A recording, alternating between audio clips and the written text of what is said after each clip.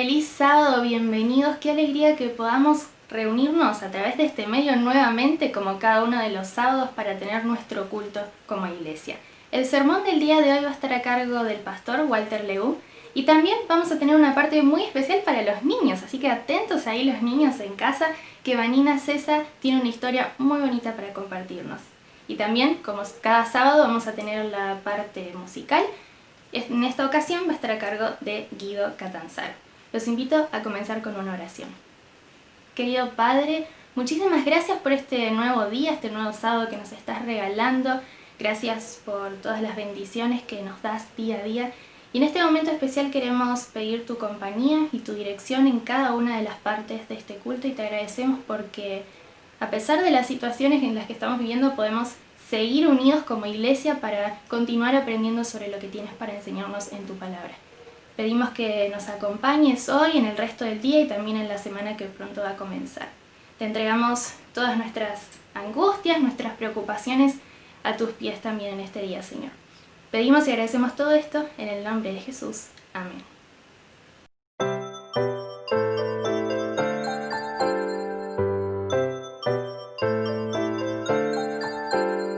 Llegó la hora de adorar al Señor. Llegó la hora de escuchar de su amor. Lindas historias nos van a enseñar a siempre en Dios confiar. Llegó la hora de adorar al Señor. Llegó la hora de escuchar de su amor. Ven, amiguito, nos vamos a sentar y ver calladitos estar, prestando atención en adoración.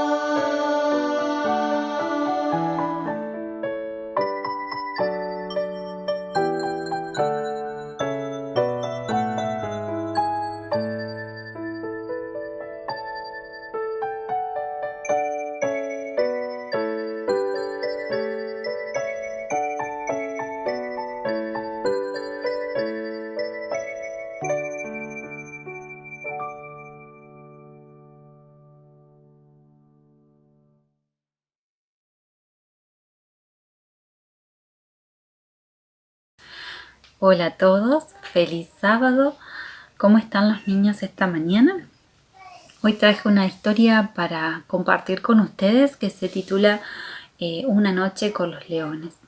Y para comenzar me gustaría que tomemos nuestras Biblias y busquemos el Salmo 119, el versículo 11 que dice: En mi corazón he guardado tus dichos para no pecar contra ti. La historia de esta mañana tiene unos personajes muy particulares, los leones, que en aquella época eran utilizados para entretener a la gente en los estadios y también eran colocados en fosos donde las personas que eran halladas culpables por alguna falta que habían cometido eran arrojados y los leones se los devoraban, algo muy muy feo. Pero hay alguien en la Biblia que no le tuvo miedo a los leones. Sí, ese que estamos todos pensando al mismo tiempo, Daniel. Daniel no le tuvo miedo a los leones. Daniel en esta etapa de su vida ya era anciano, ¿sí? El imperio babilónico no existía, existía el imperio medo-persa y el emperador era Darío. Así como lo había hecho durante toda su vida, Daniel perseveraba en hacer la voluntad de Dios cada día. Eso hacía que cada día de su vida fuera de bendición. Es por eso que cuando el emperador organiza su imperio, lo hace en provincias, a las cuales pone a cada una un gobernador y establece 3 príncipes, de los cuales uno fue Daniel. Esto hizo que a algunas personas se les despertaran sentimientos un poco feos, un poco de envidia, de celos. Hizo que se pusieran a observar la vida de Daniel y buscar alguna conducta, algo que hiciera Daniel que pudiera no gustarle al emperador. Fue por eso que, de tanto observarlo, se dieron cuenta que fielmente Daniel oraba a su Dios 3 veces al día. Entonces fueron con el emperador y le sugirieron que hiciera una ley en la cual nadie podría hacer ninguna consulta a nadie que no fuera el emperador. Esta ley se promulgó y aún Daniel, sabiendo que esta ley estaba en vigencia, ¿qué hizo? Permaneció fiel en la oración con Dios. Fue así que estos hombres, movidos por sentimientos malvados, fueron y lo acusaron a Daniel con el emperador, diciendo que estaba violando la ley que se había promulgado. El rey, bastante entristecido por el gran cariño que le tenía a Daniel, no tuvo más remedio que mandarlo al foso de los leones. Aquella noche el emperador no durmió, no comió y no escuchó música en el palacio. Al otro día, apenas amaneció, fue corriendo al foso de los leones y preguntó: «Daniel, ¿será que tu Dios te ha librado?» Y Daniel respondió: «Oh, mi rey, sí, mi Dios ha mandado un ángel y me ha salvado». Así de rápido, el emperador ordenó que lo liberaran a Daniel. Y no solo eso, promulgó una ley en la cual establecía que el único Dios que había que adorar y el único Dios verdadero era el Dios de Daniel. Es por eso que esta mañana quiero releer con ustedes el versículo de hoy, que dice, el Salmo 119, versículo 11. En mi corazón he guardado tus dichos para no pecar contra ti. Es por eso, queridos niños, que los invito a que siempre, siempre, siempre permanezcamos firmes y fieles al Señor, que perseveremos diariamente en la oración para mantenernos en una comunicación plena con Él. Ahora los invito a que inclinemos el rostro para orar. Amoroso y buen Dios que estás en los cielos, te damos gracias, Señor, por esta historia. Gracias por poderla compartir por este medio. Te pedimos, Señor, que nos ayudes a perseverar en la oración, que podamos estar en plena comunicación contigo cada día de nuestras vidas. Lo pedimos en tu nombre. Amén. Espero que tengan un hermoso sábado.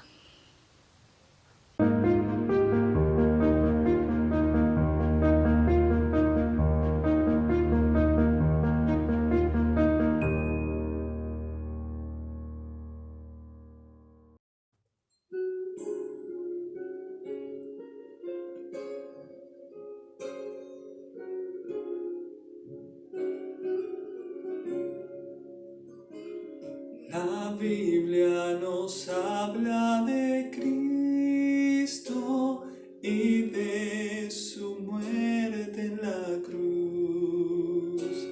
Su santa palabra ha dicho que pronto vuelve en luz.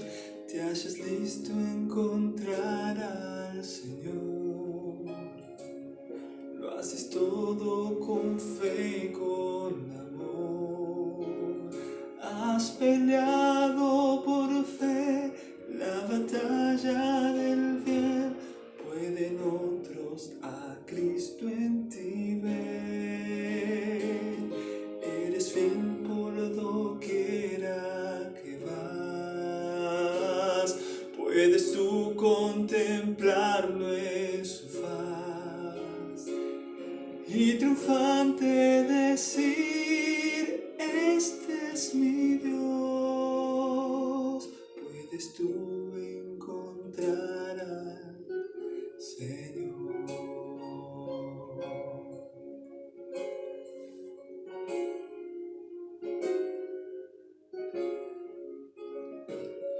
No anheles el bien de esta vida, pues ella se pasará. Entrégate a Él sin medida, que hoy llamando está. Te hayas listo a encontrar al Señor. Lo haces todo con fe y con amor. peleado por fe la batalla del bien, pueden otros a Cristo en ti ver. Eres fiel por doquiera que vas, puedes tú contemplarlo en su faz y triunfante decir: este es mi Dios. Puedes tú encontrar al Señor.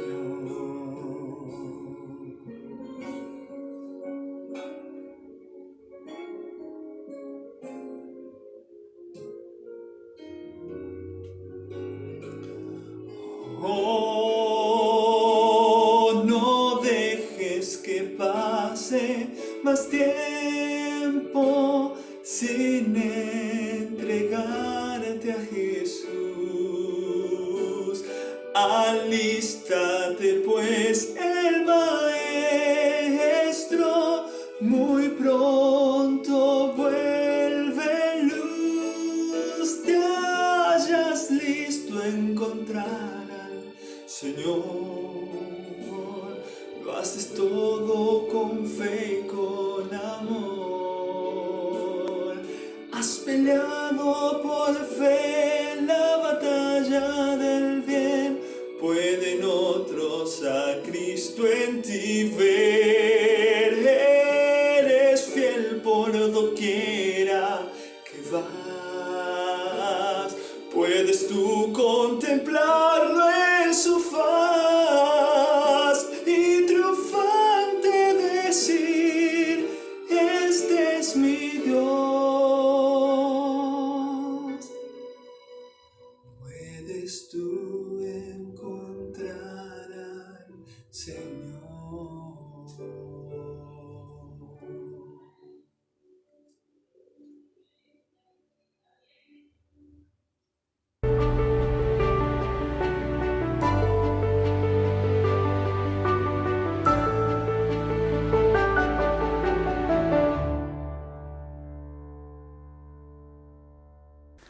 Hola mi querido hermano, ¿cómo estás? Muy feliz sábado.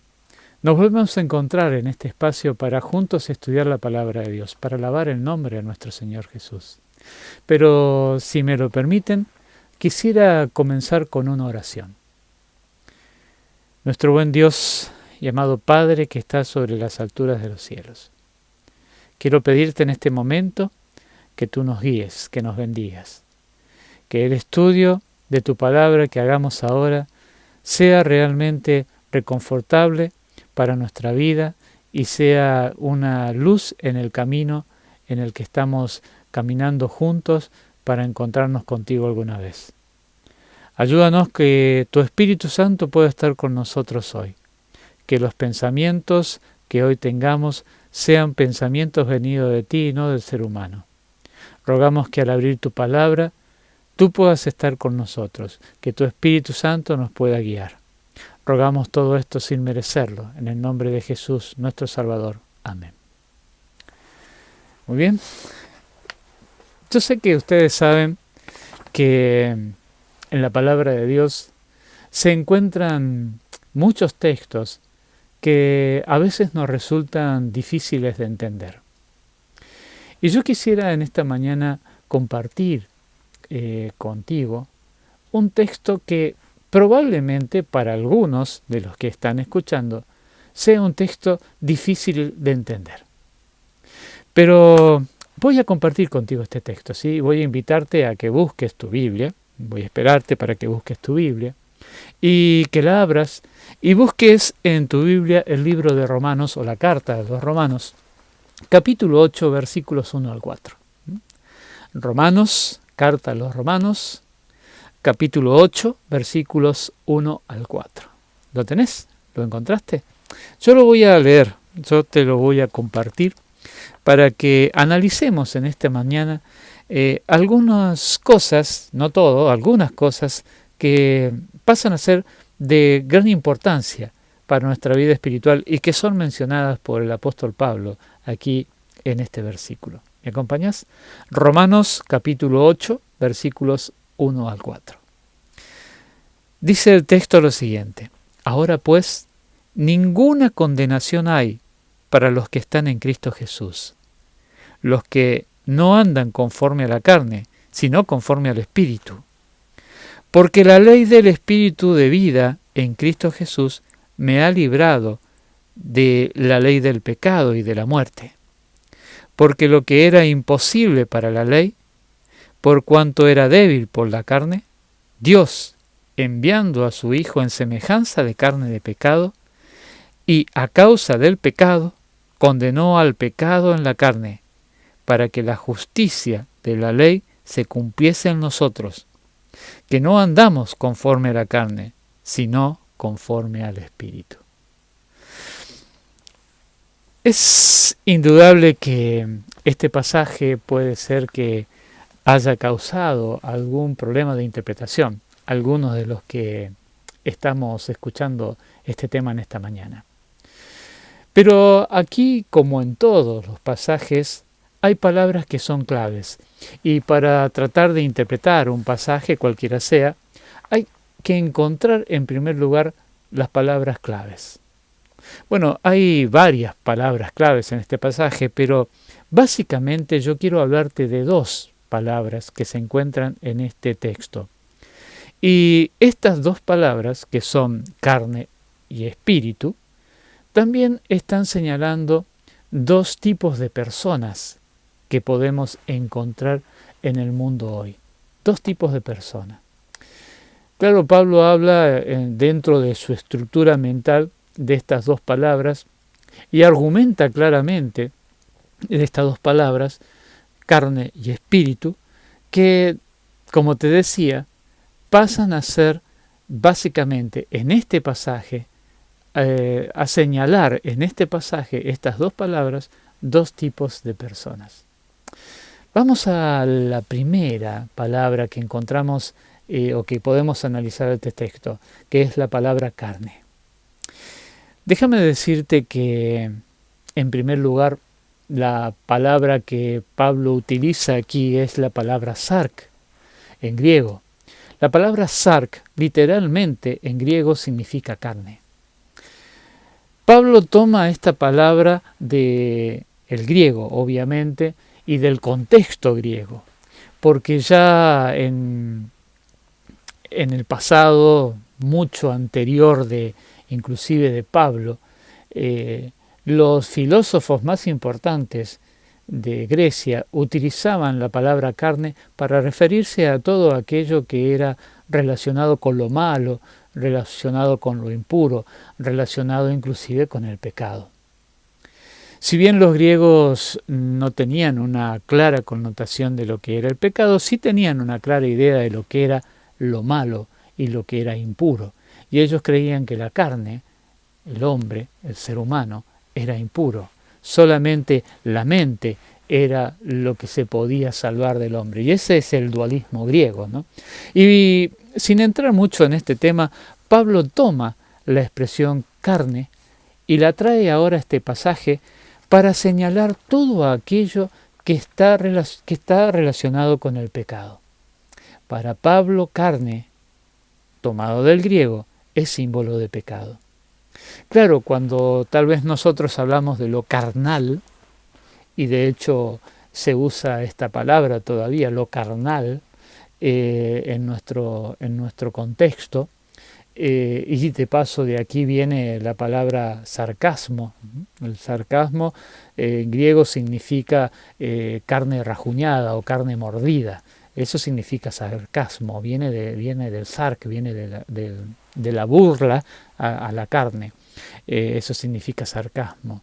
Pero cuando nosotros hablamos de lo carnal, es muy fácil que nuestra mente se desvíe rápidamente a pensar que todo aquello que es lo carnal está relacionado con lo más inmundo que se puede pensar dentro de lo que es el pecado. Yo muchas veces entendí que algunas personas me hablaban de lo carnal refiriéndose a las relaciones sexuales ilícitas, o a aquellas personas carnales eran las personas que cometían robos o asesinatos o Puede nuestra mente irse tal vez rápidamente a relacionar lo carnal con todas aquellas cosas ilícitas muy graves. Pero déjame decirte que Pablo no pensaba así. Pablo incluso deja bien registrado, para que nadie tenga duda, lo que significaba para él la carne. Y para él la carne, cuando él hablaba de carne, estaba hablando de todos aquellos pecados que el hombre pueda cometer. Todos aquellos pecados que el hombre pueda cometer. No solamente aquellos que automáticamente nosotros le llamaríamos grandes pecados. Él también hablaba de los pequeños pecados, si es que se puede de alguna manera clasificar así los pecados. Y yo creo que no, porque en la mentalidad de Pablo, pecado era pecado. Hagas lo que hagas, pequeño o grande, es pecado. Para Pablo no había pequeños pecados y había grandes pecados. Pecado es pecado. Por eso él mismo se encarga de mostrar esto en la palabra de Dios. Y mira, te voy a llevar a un pasaje en la Biblia. Te voy a invitar a que busques Gálatas, capítulo 5, versículos 19 al 21. En este pasaje, Pablo se va a encargar de contarnos lo que realmente significaba para él ser carnal, ser carne. Gálatas, capítulo 5, versículos 19 al 21. ¿Lo encontraste? Gálatas, capítulo 5, versículos 19 al 21.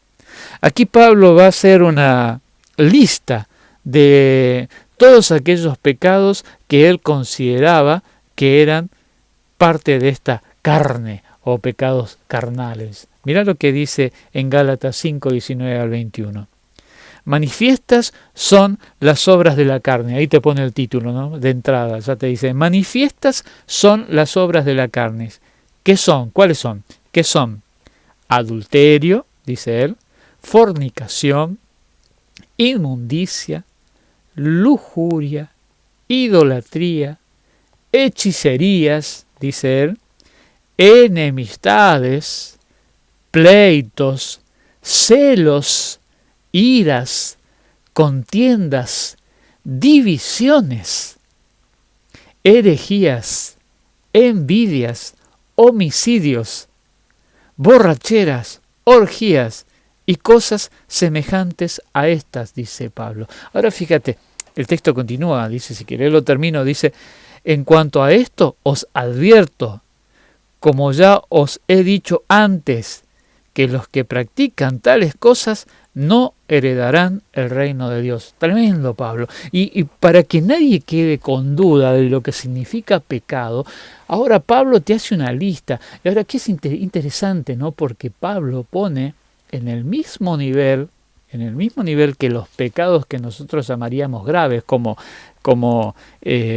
adulterio, fornicación, inmundicia, idolatría, hechicería, en el mismo nivel, él te dice enemistades, mirá, cuidado con esto, enemistades, pleitos, que sean peleas, pleitos, celos, iras, enojos, contiendas, divisiones. ¿Sabes que es muy probable que muchos de nosotros, por la gracia de Dios, no estemos mezclados con la hechicería, ni con el adulterio, ni la fornicación, ni el homicidio? Pero no sé cuán lejos estamos de la envidia, de la ira, de los celos, del enojo, de las peleas, de las divisiones. No sé cuántos estamos lejos de eso. Y Pablo está poniendo a estas cosas en el mismo nivel que las otras, que pueden resultarnos más serias. Lo que pasa es que para Pablo todas estas cosas son serias, todas estas cosas son pecados, todas estas cosas son parte de la carne para Pablo. Por eso termina este texto, ¿no? Este texto que acabamos de leer de Gálatas 5:19 termina diciendo que los que practican tales cosas no heredarán el reino de Dios. O sea, para él todo esto es serio. Y si nos queda alguna duda, Pablo en el mismo libro de Romanos, pero ahora en el capítulo 6, te invito, mira, vamos a buscarlo. Romanos capítulo 6, versículo 16. En el mismo libro de Romanos, Pablo va a ayudarnos a entender que nosotros debemos liberarnos de las obras de la carne. Debemos liberarnos porque pasamos a ser esclavos de las obras de las carnes. Pasamos a ser esclavos del pecado. Romanos capítulo 6, versículo 16. Mirá lo que dice Pablo aquí. ¿No sabéis que si os sometéis a alguien como esclavos para obedecerle, sois esclavos de aquel a quien obedecéis, ya sea del pecado de muerte o ya sea de la obediencia para la justicia? Entonces Pablo te dice, ¿a quién te estás sometiendo? ¿Te estás sometiendo al pecado, a la carne, o te estás sometiendo al espíritu? Te estás sometiendo a la carne, y cuando te sometes a la carne, para Pablo, te estás haciendo esclavo del pecado. Por eso para Pablo es importante liberarnos del pecado. El pecado deja manchas. El pecado va dejando en tu vida rasgos. No es difícil darnos cuenta de nuestra vida cuando pecamos. No es difícil. Porque el pecado deja manchas, porque el pecado va dejando cicatrices en la vida. Cuando una persona está sometida al pecado, lo único que encuentra son frustraciones, encuentra tristezas. Y las personas que están frustradas y tristes muchas veces es porque todavía siguen sometidas a la carne. Yo recuerdo en cierto momento un amigo, un conocido, que cuando era muy chiquito, su papá les había, a él y a sus hermanos, les había prohibido entrar a un tallercito que tenían dentro de la misma casa, un taller del papá de mi amigo. Les había prohibido que se acercaran a una máquina nueva que él había comprado, y que era una máquina para lustrar. Y entonces esa máquina tenía ciertos recipientes con tinta, y cuando se prendía la máquina comenzaba a circular una rueda, y esa rueda iba pintando el producto que tenían que lustrar, sí, básicamente que lustrar, porque él tenía un tallercito de carpintería. Pero era tan prolijo este hombre, el papá de mi amigo, era tan prolijo que la verdad que uno no se daba cuenta que ese era un taller de carpintería. Parecía una sala de cirugía. Todo bien limpito, acomodadito, un lujo, ¿no? Muy prolijo, muy prolijo. Así que él les prohibía a sus hijos, si bien les enseñaba a trabajar en el taller, él les prohibía a sus hijos que tocaran esa máquina, porque eran todos chiquitos. Imagínense, mi amigo tenía 5 años, entre 4 y 5 años, les prohibía que tocaran esa máquina si no estaban bajo la supervisión de un adulto, porque podía pasar cualquier cosa. De paso, en un taller de esa magnitud siempre hay herramientas o cosas con las que un niño se puede lastimar. Así que el papá les prohibía que entraran al taller solos. Y ustedes saben que muchas veces en la mente de un niño lo que es prohibido pasa a ser deseado.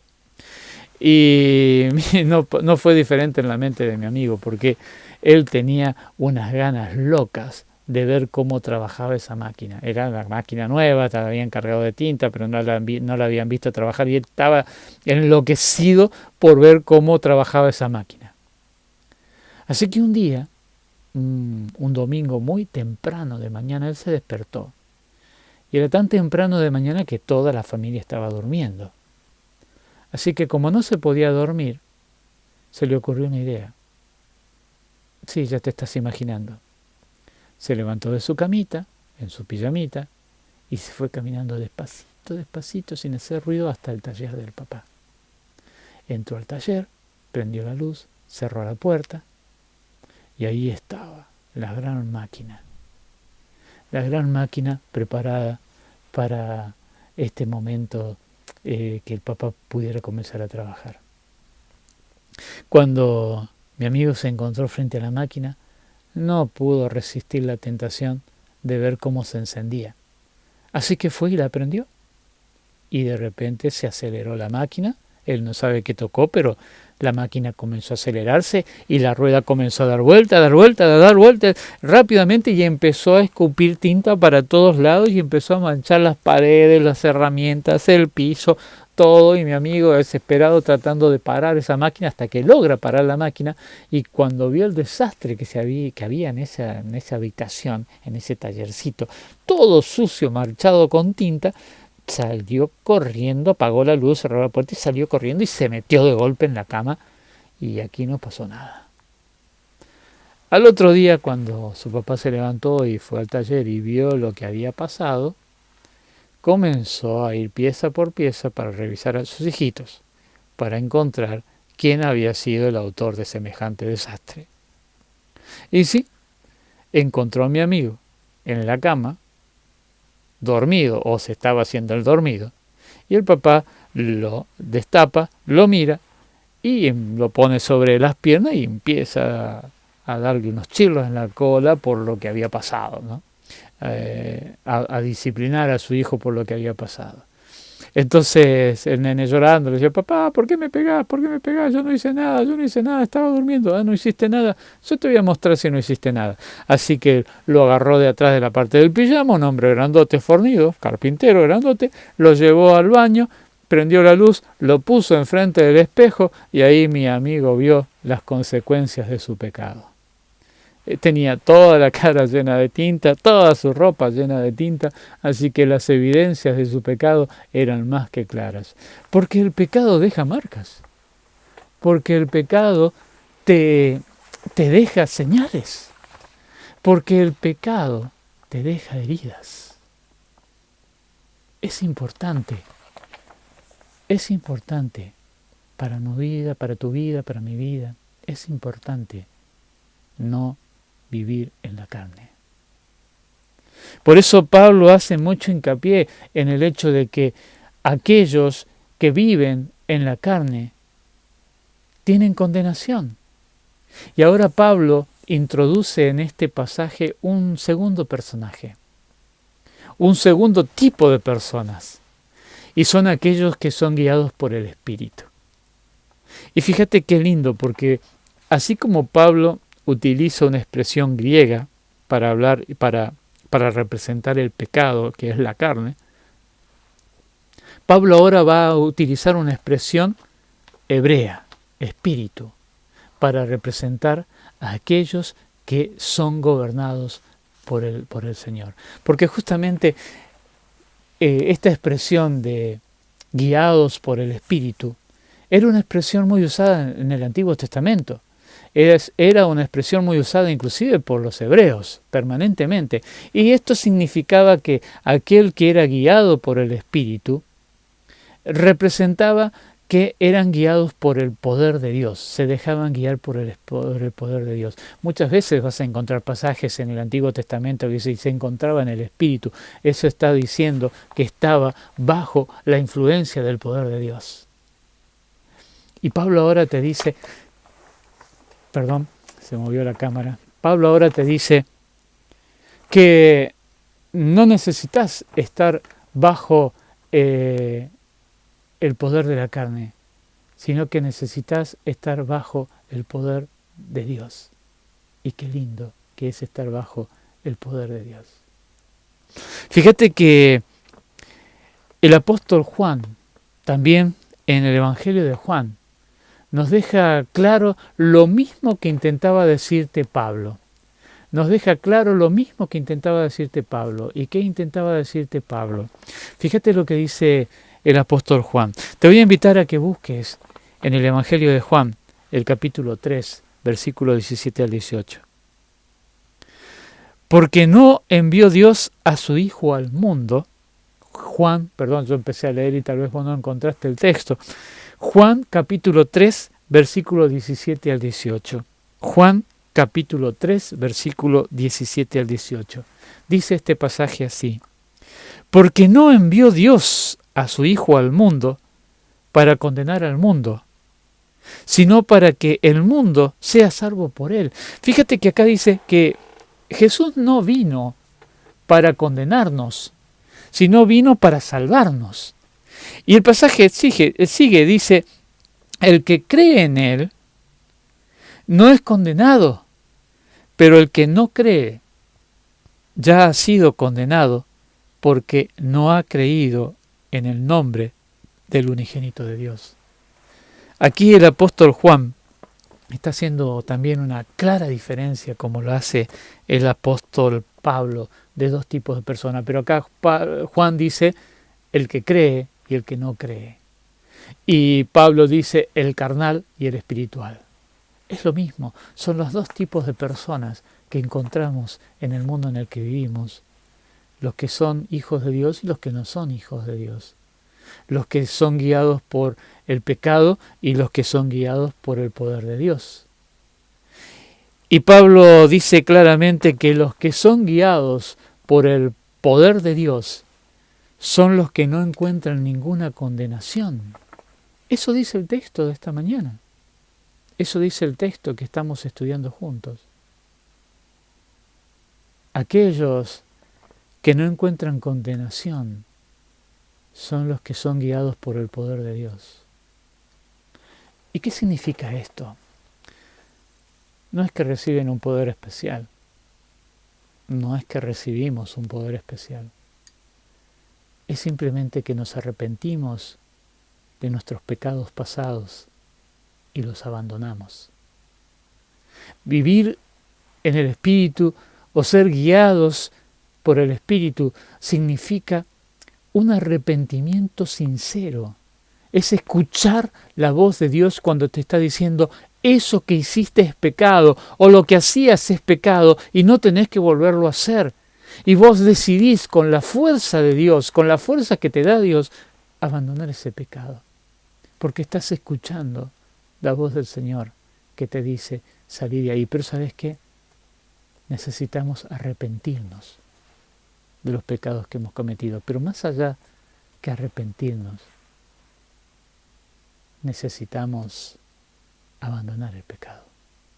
Necesitamos abandonar el pecado. Mi querido hermano, Pablo nos invita a eso.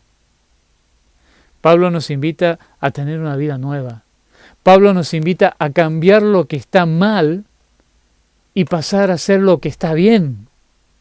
Pero para saber y diferenciar entre lo bueno y lo malo necesitamos el Espíritu Santo en nuestra vida y debemos pedir el Espíritu Santo en nuestra vida. Quiero contarte una experiencia, una historia. Sabes que hace algún tiempo, y es una historia que a mí me impactó mucho, hace algún tiempo conocí a un hombre. Yo visitaba la cárcel junto con unos alumnos de teología hace algún tiempo atrás, bastante tiempo atrás. Yo visitaba la cárcel de acá de Paraná con algunos alumnos de teología. Y en esas visitas, bueno, conocimos muchas historias de vida, pero quiero contarte una. Quiero contarte una que tiene un nombre ficticio, pero la historia es real. Y quiero contarte la historia de Esteban. Esteban fue un hombre que llegó a la cárcel porque su vida era realmente difícil, dura. Él cometió grandes delitos. Él comenzó su vida delictiva con estafas, pero de la estafa pasó al robo a mano armada y del robo a mano armada pasó al asesinato. Y él mató gente y también tuvo un tiroteo con policía y mató a algunos policías, hasta que fue detenido y fue llevado a la cárcel. Él fue llevado en primer lugar a la cárcel en Santa Fe. Y ahí se encontraba en Santa Fe.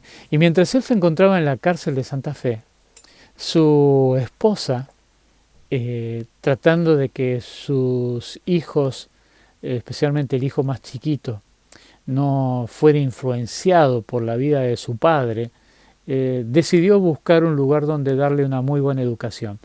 Y por esas cosas de la vida, que no son casualidades, porque Dios es el que guía la vida de las personas, por esas cosas de la vida, dieron con la Escuela Adventista de Santa Fe. Estoy hablando de ya hace varios años, muchos años atrás.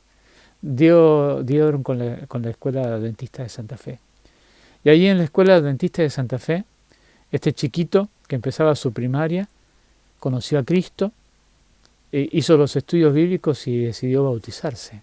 Y entonces él le escribía a su papá los cambios que había hecho en su vida. Y claro, su papá, hombre carnal, no entendía para nada lo que su hijo estaba haciendo y le reclamaba a su esposa diciendo: ¿qué estás haciendo? ¿Dónde lo estás metiendo al nene? Le están lavando la cabeza. Y su esposa estaba viendo un progreso espiritual extraordinario en su hijo. Así que de para nada lo iba a mover de allí. Por alguna serie de cosas que no son casuales, porque la casualidad no existe sino la dirección de Dios, este hombre fue trasladado de la prisión de Santa Fe a Paraná.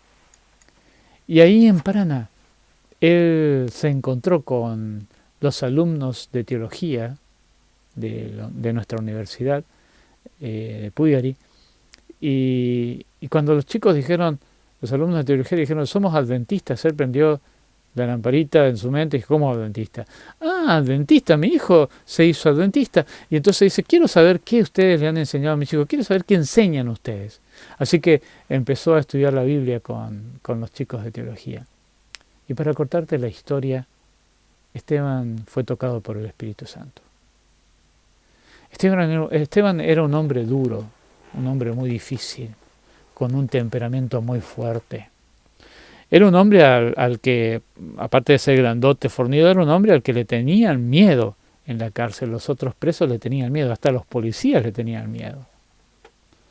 Pero muchos fueron viendo el cambio que el estudio de la Biblia iba produciendo en Esteban. Cómo lentamente Esteban iba asimilando las enseñanzas de la palabra de Dios, pero sobre todas las cosas, cómo lentamente Esteban iba asimilando el poder de Dios en su mente y en su corazón. Esteban estaba dejando de ser un hombre carnal para convertirse en un hombre espiritual. Y así fue. Esteban se convirtió al Evangelio. Esteban se bautizó. ¿Y sabes qué? No solamente se bautizó, sino que Esteban se convirtió en un líder importante para la iglesia adventista de la cárcel. Cuando por algún motivo los jóvenes de teología no podían llegar hasta la cárcel, Esteban era el que se hacía cargo de la predicación y de que la iglesia funcionara. Cambios que solo Dios puede hacer. Esteban ahora era un ganador de almas. Esteban ahora escuchaba la voz del Señor. ¿Y sabes qué? Cuando yo conocí esa historia, yo dije: si Dios pudo cambiar a este hombre, ¿cómo no va a poder cambiarme a mí? ¿Cómo no va a poder cambiarte a vos? ¿Cómo no va a poder cambiar a toda esa gente que vos conocés, a tu familia que no es adventista, a tus amigos que no son adventistas, a aquellos que no han conocido el mensaje, a aquel que te parece que es duro? Pero para el Señor no hay duros. Pero primero la obra tiene que pasar por tu vida, por tu corazón y por tu mente. La obra del Espíritu Santo, la transformación del Espíritu Santo debe pasar por tu mente y tu corazón. El pasaje de hoy es muy oportuno, ¿sabes por qué? Porque el pasaje de hoy nos invita, mi querido hermano, a que nosotros nos convirtamos, que abandonemos los pecados, que dejemos de ser esclavos de la carne y pasemos a ser siervos de Dios. Amén. Y es oportuno porque en esta semana todos nosotros hemos estado trabajando en algún grupo pequeño, predicando la Biblia, hablando y abriendo la Biblia para que el Espíritu Santo trabaje en nuestros corazones. Toda esta semana ha sido una semana dedicada al evangelismo y ha sido una semana dedicada a la consagración espiritual, porque necesitamos renacer como iglesia, porque necesitamos que el Espíritu Santo guíe nuestra vida. Yo creo que el Espíritu Santo quiere que nosotros reavivemos nuestra vida, porque Cristo está pronto a venir, y yo creo que Cristo está pronto a venir. Las cosas que están sucediendo nos indican que esto no va para más, que queda poco tiempo. ¿Y qué vas a hacer? ¿Qué decisión vas a tomar? Hermano, Dios te está llamando. Y Dios me está llamando para que definitivamente seamos parte de su pueblo. Dios te está llamando y Dios te está invitando. ¿Y sabes qué? Esto que estoy diciendo ahora trae un texto a mi mente. Un texto también de Pablo. Pablo dice, todo lo puedo en Cristo que me fortalece. Todo lo puedo. Yo puedo hoy decidir para Cristo. Yo puedo hoy decidir abandonar la carne. Yo puedo hoy decidir abandonar los pecados. Yo puedo hoy decidir que Cristo gobierne mi vida, que el Espíritu Santo gobierne mi vida y no la carne. Dejar de ser un hombre carnal para pasar a ser un hombre espiritual. Mi querido hermano, quiero invitarte a que tomes esta decisión. Quiero invitarte a que permitas que Dios pueda vivir en tu vida. ¿Sabes que en este texto hay una promesa maravillosa? En este texto dice, ninguna condenación hay para los que están siendo guiados por el Espíritu. Dios te bendiga, hermano, para que seas espiritual, para que elijas a Cristo, para que te unas al pueblo de Dios, una vez, ahora y para siempre. Dios te bendiga. Amén.